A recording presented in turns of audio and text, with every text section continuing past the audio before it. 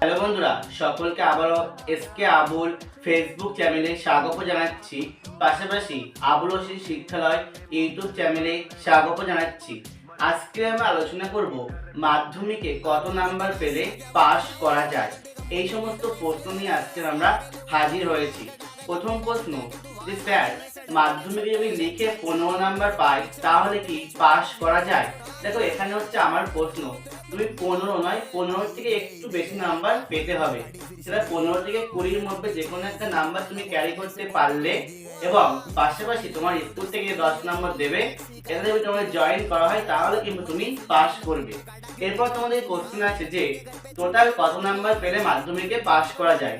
দেখো, আমরা সকলেই জানি যে 175 নাম্বার পেলে মাধ্যমিকে পাস করা যায়, কিন্তু এখানে কিন্তু একটা কারণ আছে।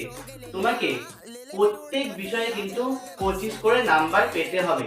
তুমি যদি একটা বিষয়ে 24 নাম্বার পাও বা একটা বিষয়ে 26 নাম্বার পাও তাহলে কিন্তু হবে না। তোমাকে কিন্তু প্রত্যেক বিষয়ে 25 করে পেতে হবে, তাহলে কিন্তু পাস করবে।